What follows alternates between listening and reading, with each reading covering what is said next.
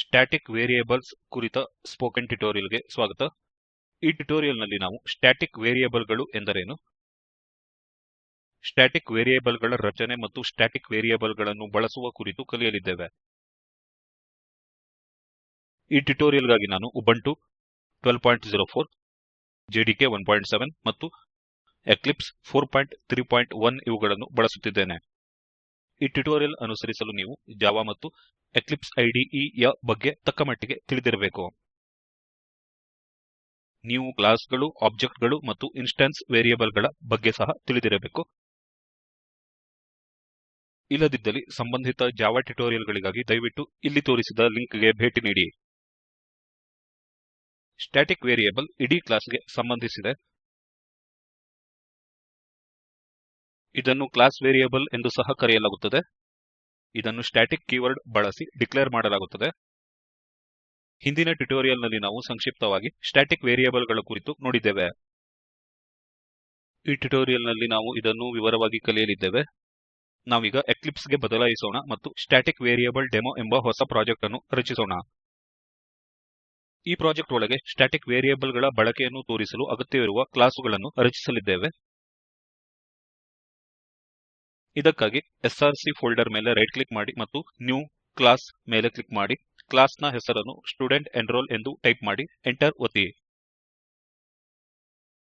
ನಾವೀಗ ಸ್ಟ್ಯಾಟಿಕ್ ವೇರಿಯೇಬಲ್ಗಳ ಬಳಕೆಯನ್ನು ಉದಾಹರಣೆಯೊಂದಿಗೆ ತೋರಿಸೋಣ. ಸಂಸ್ಥೆಯೊಂದರಲ್ಲಿ ವಿದ್ಯಾರ್ಥಿಗಳ ದಾಖಲಾತಿಯನ್ನು ತೋರಿಸಲು ರಚಿಸಿರುವ ಕ್ಲಾಸ್ ಒಂದನ್ನು ಪರಿಗಣಿಸಿ. ಈ ಕ್ಲಾಸ್ ದಾಖಲಾದ ವಿದ್ಯಾರ್ಥಿಗಳ ನೇಮ್, ಐಡಿ, ಬ್ರಾಂಚ್ ಮತ್ತು ಟೋಟಲ್ ಕೌಂಟ್ ಅನ್ನು ಒಳಗೊಂಡಿದೆ. ಈಗ ವಿದ್ಯಾರ್ಥಿಗಳ ದಾಖಲಾತಿಯನ್ನು ಮಾಡಿದ ನಂತರ ಏನಾಗುತ್ತದೆ ಎಂದು ಊಹಿಸೋಣ. ಡಿಫಾಲ್ಟ್ ಆಗಿ ಟೋಟಲ್ ಕೌಂಟ್ ಇಲ್ಲಿ 0 ಆಗಿದೆ. ಮೊದಲ ವಿದ್ಯಾರ್ಥಿಯ ಹೆಸರು ಆದಿಲ್ ಆಗಿದೆ. ಐಡಿಯು IT101 ಮತ್ತು ಬ್ರಾಂಚ್ ಇಲ್ಲಿ IT ಆಗಿದೆ. ಈಗ ಟೋಟಲ್ ಕೌಂಟ್ ಅನ್ನು 1 ಎಂದು ಅಪ್ಡೇಟ್ ಮಾಡಲಾಗಿದೆ.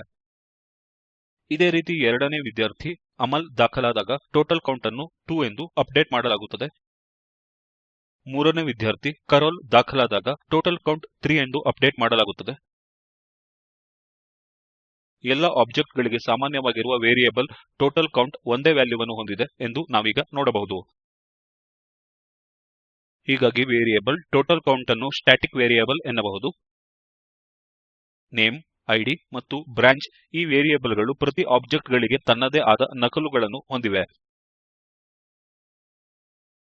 ಹಾಗೂ ಅವು ಪ್ರತಿಯೊಂದು ಆಬ್ಜೆಕ್ಟ್ ಗೆ ನಿರ್ದಿಷ್ಟವಾದ ಮೌಲ್ಯಗಳನ್ನು ಹೊಂದಿವೆ ಎಂದು ನಾವು ನೋಡಬಹುದು. ಹೀಗೆ ಈ ವೇರಿಯೇಬಲ್ ಗಳನ್ನು ಇನ್ಸ್ಟೆನ್ಸ್ ವೇರಿಯೇಬಲ್ ಗಳಾಗಿ ಪರಿಗಣಿಸಬಹುದು. ಈಗ ಸ್ಟುಡೆಂಟ್ ಎನ್ರೋಲ್ ಕ್ಲಾಸ್ ಅನ್ನು ಪ್ರತಿನಿಧಿಸುವ ಕೋಡ್ ಅನ್ನು ನೋಡೋಣ. ಇನ್ಸ್ಟೆನ್ಸ್ ವೇರಿಯೇಬಲ್ ಗಳನ್ನು ಐಡಿ, ನೇಮ್ ಮತ್ತು ಬ್ರಾಂಚ್ ಗಳಾಗಿ ಡಿಕ್ಲೇರ್ ಮಾಡಲಾಗಿದೆ. ವೇರಿಯೇಬಲ್ ಕೌಂಟ್ ಅನ್ನು ಸ್ಟ್ಯಾಟಿಕ್ ಆಗಿ ಡಿಕ್ಲೇರ್ ಮಾಡಲಾಗಿದೆ, ಏಕೆಂದರೆ ಇದು ಇಡೀ ಕ್ಲಾಸಿಗೆ ಒಂದೇ ಆಗಿದೆ. ಕ್ಲಾಸ್ ಅನ್ನು ಲೋಡ್ ಮಾಡಿದಾಗ ಸ್ಟ್ಯಾಟಿಕ್ ವೇರಿಯೇಬಲ್ ಒಂದು ನಿಗದಿತ ಮೆಮೊರಿ ಸ್ಥಳವನ್ನು ವ್ಯಾಪಿಸುತ್ತದೆ. ಆದರೆ ಪ್ರತಿ ಆಬ್ಜೆಕ್ಟ್ ನ ಇನ್ಸ್ಟೆನ್ಸ್ ವೇರಿಯೇಬಲ್ ಪ್ರತ್ಯೇಕ ಮೆಮೊರಿ ಸ್ಥಳಗಳನ್ನು ವ್ಯಾಪಿಸುತ್ತದೆ.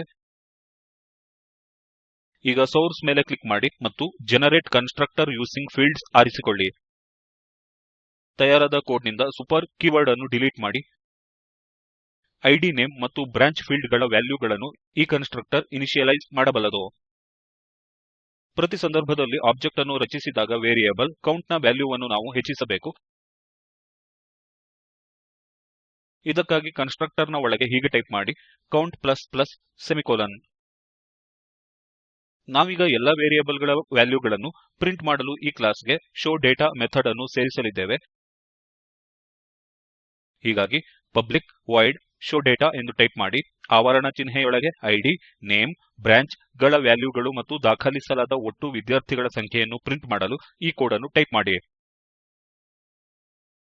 ಈಗ ಡಿಫಾಲ್ಟ್ ಪ್ಯಾಕೇಜ್ ಮೇಲೆ ರೈಟ್ ಕ್ಲಿಕ್ ಮಾಡಿ, ನ್ಯೂ ಕ್ಲಾಸ್ ಮೇಲೆ ಕ್ಲಿಕ್ ಮಾಡಿ, ಹೆಸರನ್ನು ಡೆಮೊ ಎಂದು ಟೈಪ್ ಮಾಡಿ. ಈ ಕ್ಲಾಸ್ ನ ಒಳಗೆ ಮೇನ್ ಮೆಥಡ್ ಇರುವುದು. ಇದಕ್ಕಾಗಿ ಮೇನ್ ಎಂದು ಟೈಪ್ ಮಾಡಿ ಮತ್ತು ಮೇನ್ ಮೆಥಡ್ ರಚಿಸುವುದಕ್ಕಾಗಿ ಕಂಟ್ರೋಲ್ ಸ್ಪೇಸ್ ಒತ್ತಿ. ನಾವೀಗ ಸ್ಟೂಡೆಂಟ್ ಎನ್ರೋಲ್ಮೆಂಟ್ ಡೇಟಾವನ್ನು ಪ್ರಿಂಟ್ ಮಾಡಬೇಕು. ವಿದ್ಯಾರ್ಥಿಗಳ ದಾಖಲಾತಿಯನ್ನು ಸೂಚಿಸಲು ಸ್ಟುಡೆಂಟ್ ಎನ್ರೋಲ್ ಕ್ಲಾಸ್ ನ ಒಳಗೆ ಕೆಲವು ಆಬ್ಜೆಕ್ಟ್ ಗಳನ್ನು ರಚಿಸಲಿದ್ದೇವೆ. ಇದಕ್ಕಾಗಿ ಇಲ್ಲಿ ಕೊಟ್ಟಿರುವ ಕೋಡ್ ಅನ್ನು ಟೈಪ್ ಮಾಡಿ student enrol S1 equals new student enroll. ನಾವೀಗ ವಿವಿಧ ಆರ್ಗ್ಯುಮೆಂಟ್ಗಳ ವ್ಯಾಲ್ಯೂಗಳನ್ನು ಪಾಸ್ ಮಾಡಬಹುದು. ಬ್ರಾಕೆಟ್ಸ್ ಒಳಗೆ IT101 ಅನ್ನು ID ಆಗಿ, ಆದಿಲ್ ಅನ್ನು ನೇಮ್ ಆಗಿ ಮತ್ತು IT ಅನ್ನು ಬ್ರಾಂಚ್ ಆಗಿ ಟೈಪ್ ಮಾಡಿ. ಈಗ ನಾವು ದಾಖಲಾತಿ ವಿವರಗಳನ್ನು ಪ್ರಿಂಟ್ ಮಾಡಲು ಶೋ ಡೇಟಾವನ್ನು ಇನ್ವೋಕ್ ಮಾಡೋಣ. ಇದಕ್ಕಾಗಿ s1 ಡಾಟ್ ಶೋ ಡೇಟಾ ಎಂದು ಟೈಪ್ ಮಾಡಿ. ಈಗ ಡೆಮೋ ಪ್ರೋಗ್ರಾಂ ಅನ್ನು ರನ್ ಮಾಡಿ. ಈಗ s1 ಗೆ ಅನುರೂಪವಾದ ಇನ್ಸ್ಟೆನ್ಸ್ ವೇರಿಯೇಬಲ್ ಗಳ ವ್ಯಾಲ್ಯೂಗಳು ಪ್ರಿಂಟ್ ಆಗುತ್ತಿರುವುದನ್ನು ನಾವು ನೋಡಬಹುದು. ಅಲ್ಲದೆ ದಾಖಲಾದ ವಿದ್ಯಾರ್ಥಿಗಳ ಸಂಖ್ಯೆಯು 1 ಆಗಿರುವುದನ್ನು ಗಮನಿಸಿ. ಇದು ಏಕೆಂದರೆ ನಾವು ಕೇವಲ ಒಂದು ಆಬ್ಜೆಕ್ಟ್ ಅನ್ನು ಮಾತ್ರ ರಚಿಸಿದ್ದೇವೆ. ಈಗ ಇನ್ನೊಂದು ಆಬ್ಜೆಕ್ಟ್ s2 ಅನ್ನು ರಚಿಸಲು ಈ ಕೋಡ್ ಅನ್ನು ಟೈಪ್ ಮಾಡಿ. ಇನ್ನೊಮ್ಮೆ s2 ಅನ್ನು ಬಳಸಿ ಶೋ ಡೇಟಾ ಮೆಥಡ್ ಅನ್ನು ಕಾಲ್ ಮಾಡಬಹುದು. ಇನ್ನೊಮ್ಮೆ ಡೆಮೋ ಪ್ರೋಗ್ರಾಂ ಅನ್ನು ರನ್ ಮಾಡಿ. s2 ಗೆ ಅನುರೂಪವಾದ ಇನ್ಸ್ಟೆನ್ಸ್ ವೇರಿಯೇಬಲ್ ಗಳ ವ್ಯಾಲ್ಯೂಗಳು ಪ್ರಿಂಟ್ ಆಗುತ್ತಿರುವುದನ್ನು ನಾವು ಗಮನಿಸಬಹುದು. ಅಲ್ಲದೆ s1 ಮತ್ತು s2 ಎರಡರಲ್ಲಿಯೂ ವಿದ್ಯಾರ್ಥಿಗಳ ದಾಖಲಾತಿಯ ಸಂಖ್ಯೆಯ ವ್ಯಾಲ್ಯೂ 2ಕ್ಕೆ ಅಪ್ಡೇಟ್ ಆಗಿರುವುದನ್ನು ಗಮನಿಸಿ. ಈಗ ಇನ್ನೊಂದು ಆಬ್ಜೆಕ್ಟ್ s3 ಅನ್ನು ರಚಿಸಿ. ಮತ್ತೊಮ್ಮೆ s3 ಬಳಸಿ ನಾವು ಶೋ ಡೇಟಾ ಮೆಥಡ್ ಅನ್ನು ಇನ್ವೋಕ್ ಮಾಡೋಣ. ಮತ್ತೊಮ್ಮೆ ಡೆಮೋ ಪ್ರೋಗ್ರಾಂ ಅನ್ನು ರನ್ ಮಾಡಿ. ಈಗ s3 ಗೆ ಅನುರೂಪವಾದ ಇನ್ಸ್ಟೆನ್ಸ್ ವೇರಿಯೇಬಲ್ ಗಳ ವ್ಯಾಲ್ಯೂಗಳು ಪ್ರಿಂಟ್ ಆಗುತ್ತಿರುವುದನ್ನು ನಾವು ನೋಡಬಹುದು. ಅಲ್ಲದೆ ವಿದ್ಯಾರ್ಥಿಗಳ ದಾಖಲಾತಿಯ ಸಂಖ್ಯೆಯ ವ್ಯಾಲ್ಯೂವನ್ನು ಎಲ್ಲಾ ಕ್ಲಾಸುಗಳಲ್ಲಿ 3ಕ್ಕೆ ಅಪ್ಡೇಟ್ ಆಗಿರುವುದನ್ನು ಗಮನಿಸಿ. ವಿದ್ಯಾರ್ಥಿಗಳ ದಾಖಲಾತಿ ಸಂಖ್ಯೆಯು ಎಲ್ಲಾ ಆಬ್ಜೆಕ್ಟ್ ಗಳಿಗೆ ಸಾಮಾನ್ಯವಾಗಿರುತ್ತದೆ ಎಂದು ಈಗ ನಾವು ಹೇಳಬಹುದು. ಈಗ ಸ್ಲೈಡ್ ಗಳಿಗೆ ಮರಳಿ. ಸ್ಟ್ಯಾಟಿಕ್ ಮಾಡಿಫೈಯರ್ ಅನ್ನು ಫೈನಲ್ ಮಾಡಿಫೈಯರ್ ಜೊತೆಗೆ ಬಳಸಬಹುದು. ಇಡೀ ಕ್ಲಾಸ್ ಗೆ ಸಾಮಾನ್ಯವಾಗಿರುವ ಕಾನ್ಸ್ಟೆಂಟ್ ಅನ್ನು ಡಿಫೈನ್ ಮಾಡಲು ಇದನ್ನು ಮಾಡಲಾಗುತ್ತದೆ. ಸಾಂಪ್ರದಾಯಿಕವಾಗಿ ಇಂತಹ ಕಾನ್ಸ್ಟೆಂಟ್ ವೇರಿಯೇಬಲ್ ಗಳ ಹೆಸರುಗಳನ್ನು ದೊಡ್ಡಕ್ಷರಗಳಲ್ಲಿ ಬರೆಯಲಾಗುತ್ತದೆ. ಈಗ ಎಕ್ಲಿಪ್ಸ್ ಗೆ ಮರಳಿ. ಸ್ಟೂಡೆಂಟ್ ಎನ್ರೋಲ್ ಕ್ಲಾಸ್ ಅನ್ನು ತೆರೆಯಿರಿ. ವೇರಿಯೇಬಲ್ ಡಿಕ್ಲರೇಷನ್ ಅನ್ನು public static final string org_name IITB ಎಂದು ಟೈಪ್ ಮಾಡಿ. ಉದಾಹರಣೆಗೆ ಒಂದು ವೇಳೆ ಎಲ್ಲ ವಿದ್ಯಾರ್ಥಿಗಳು ಒಂದೇ ಸಂಸ್ಥೆ IITB ಯಲ್ಲಿ ದಾಖಲಾಗುತ್ತಿದ್ದಾರೆ ಎಂದುಕೊಳ್ಳಿ. ಇದನ್ನು org_name ಎನ್ನುವ ಕಾನ್ಸ್ಟೆಂಟ್ ಸ್ಟ್ಯಾಟಿಕ್ ವೇರಿಯೇಬಲ್ ಬಳಸಿ ಸೂಚಿಸಬಹುದು. ಒಂದು ವೇಳೆ ಹೆಸರು ಒಂದಕ್ಕಿಂತ ಹೆಚ್ಚು ಪದಗಳನ್ನು ಹೊಂದಿದ್ದರೆ ಪದಗಳನ್ನು ಅಂಡರ್ಸ್ಕೋರ್ ಮೂಲಕ ಪ್ರತ್ಯೇಕಿಸಬಹುದು. ಸಾಮಾನ್ಯವಾಗಿ ನಾವು ಇಂತಹ ಕಾನ್ಸ್ಟೆಂಟ್ ಗಳನ್ನು ಪಬ್ಲಿಕ್ ವಿಸಿಬಿಲಿಟಿಯ ಜೊತೆ ಡಿಕ್ಲೇರ್ ಮಾಡುತ್ತೇವೆ. ಈಗ ಡೆಮೋ ಕ್ಲಾಸ್ ಗೆ ಹೋಗಿ ಹಾಗೂ ಈ ಕೋಡ್ ಅನ್ನು ಟೈಪ್ ಮಾಡಿ. ಇಲ್ಲಿ org_name ಅನ್ನು ಸ್ಟೂಡೆಂಟ್ ಎನ್ರೋಲ್ ಎನ್ನುವ ಕ್ಲಾಸ್ ಹೆಸರು ಬಳಸಿ ಆಕ್ಸೆಸ್ ಮಾಡಬಹುದು. ಈಗ ಡೆಮೋ ಪ್ರೋಗ್ರಾಂ ಅನ್ನು ರನ್ ಮಾಡಿ. ಆರ್ಗನೈಸೇಷನ್ ಹೆಸರು IITB ಆಗಿ ಪ್ರಿಂಟ್ ಆಗುತ್ತಿರುವುದನ್ನು ನಾವಿಲ್ಲಿ ನೋಡಬಹುದು. ಸಂಕ್ಷಿಪ್ತವಾಗಿ ಈ ಟ್ಯುಟೋರಿಯಲ್ ನಲ್ಲಿ ನಾವು